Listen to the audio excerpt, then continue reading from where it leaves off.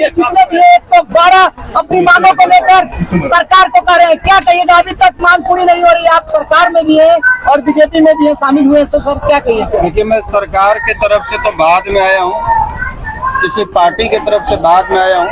पहले मैं एक भारतीय सैनिक, पूर्व सैनिक होने के नाते अपने सैनिक भाइयों, अपने फौजी भाइयों के इस आंदोलन में अपने कदम से कदम मिलाकर इनके आंदोलन में साथ देने के लिए आया हूँ। और 112 जितने भी डायल नंबर की जो गाड़ी चलाते हैं हमारे भूतपूर्व सैनिक भाई, उनकी जितनी भी मांगे हैं, हम एक एक मांग से सहमत हैं। हम पार्टी की तरफ से भी, सरकार की तरफ से भी और एक सैनिक के नाते भी ये बात कह रहे हैं कि इनकी एक भी मांग गलत नहीं है।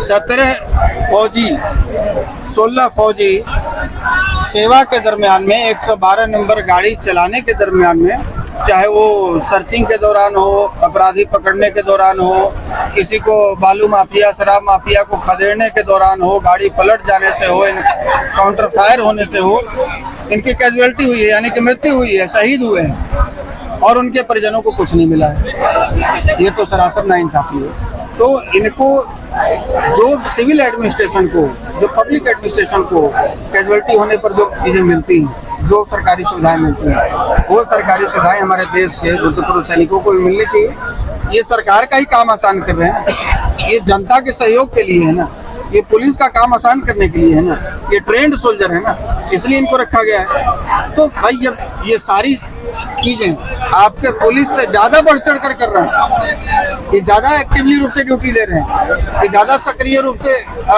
ईमानदारी पूर्वक अपनी ड्यूटी निभा रहे हैं, तो भाई इनके साथ फिर भेदभाव हो, चाहे छुट्टी की बात हो, चाहे राज्य कर्मी दर्जा देने की बात हो, या जो सामान्य काम, सामान्य पेंशन की बात हो, या फिर जो कैजुअलिटी होने पर मुआवजे देने की बात हो, ये जितनी भी इनकी मांगे हैं, हम इनकी मांग के साथ में हैं।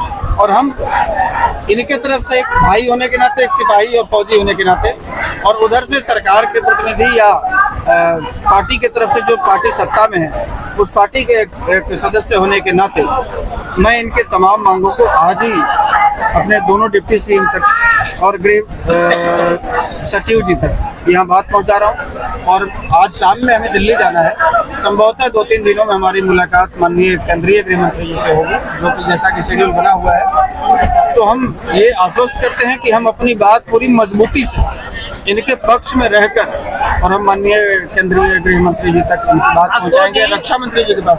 2 तारीख से इन लोग बैठे हुए हैं और यहाँ पे इतना बदबू भी देता है, कैसे इन लोग रह रहे हैं, उसके बावजूद भी इन्हें आश्वासन पे ही मतलब जाया जा रहा है। तो आज 23वां दिन है हमारे फौजी भाइयों को धरना में बैठे हुए, और ये मेरे हिसाब से, मेरे शब्दों में निंदनीय है कि कहीं से भी जायज नहीं है कि एक देश का सैनिक धरना पर अपने अधिकार के लिए बैठा हुआ हो, जो कि 100% काम कर रहे हैं। और इसमें जितने भी लोग देख रहे हैं अभी भी ऑन ड्यूटी हैं, सब लोग वर्दी में हैं, सब लोग ऑन ड्यूटी हैं, लेकिन इनका भी बाल बच्चा है, इनका भी भरण पोषण करना है, उनको भी देख रेख करनी है। तो भाई इनको भी लगता है कि हमारे साथ भेदभाव हो रहा है, इसलिए 23 दिनों से अपना घर परिवार सबको छोड़ के यहाँ बैठे हुए हैं। एक तरफ एनडीए सरकार बोलती है कि सबका साथ सबका विकास, आखिर सैनिक लोग का कब होगा विकास, सर बताइए। देखिए, इसी एनडीए की सरकार में हम जब 2002 में भर्ती हुए थे, मैं बताऊं आपको, मनमोहन सिंह जी की सरकार थी और 5वां वेतन आयोग चल रहा था, तो हमारी सैलरी 5,000 थी,